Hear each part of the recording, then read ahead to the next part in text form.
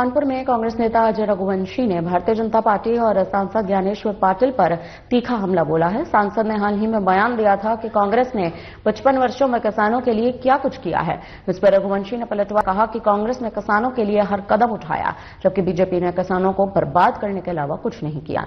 रघुवंशी ने उदाहरण देते हुए कहा है कि मनमोहन सरकार में 71,000 करोड़ का और कमलनाथ की सरकार में 27 लाख किसानों का कर्जा माफ किया गया था। उन्होंने ये भी आरोप लगाया कि बीजेपी सरकार ने किसानों के खिलाफ लाठीचार्ज किया, गोली चलवाई, आत्महत्या के लिए उन्हें मजबूर कर दिया। रघुवंशी ने सांसद से सवाल उठाए हैं कि वह खुद भी किसान हैं, तो ये बताएं कि उनके परिवार ने कब खाद और बीज के लिए लंबी लाइनें लगाई या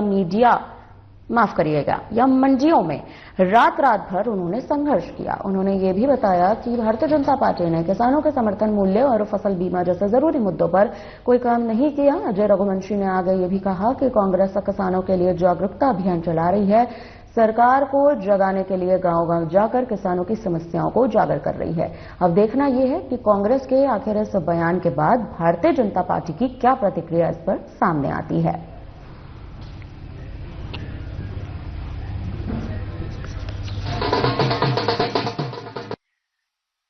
हमारे सांसद महोदय का मुझे ऐसा लगता है कि याददाश्त बहुत छोटी है।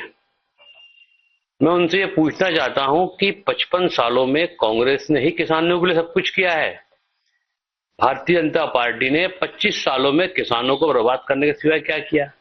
कांग्रेस पार्टी वो पार्टी जिसने 71,000 करोड़ का कर्जा माफ किया।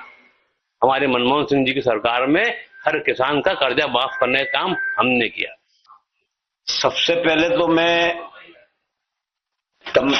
उनको धन्यवाद दूंगा कि वो कम से कम ये बात बोल रहे हैं कि विधायक सांसद चिट्ठी लिखते हैं, और हम चिट्ठी लिखते हैं तो हमारे माननीय मुख्यमंत्री जी को, हमारे माननीय कृषि मंत्री जी को और माननीय प्रधानमंत्री जी को, और लिखने के साथ साथ उसको अमल में लाकर काम भी किया जा रहा है। आज किसानों की चिंता कांग्रेस के मित्रों को इतनी हो रही है, तो कांग्रेस के मित्रों से मैं पूछना चाहता हूं कि आपने किसानों की चिंता इसके पहले कब करी?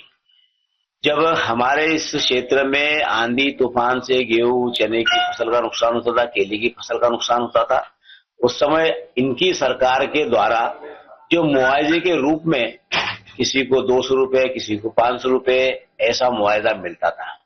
लेकिन क्षेत्र की जनता के आशीर्वाद से भारतीय जनता पार्टी की सरकार बनने के बाद, एक किसान का बेटा मुख्यमंत्री बनने के बाद, किसानों की दशा और दिशा बदलने का काम हमारी भारतीय जनता पार्टी की सरकार किया।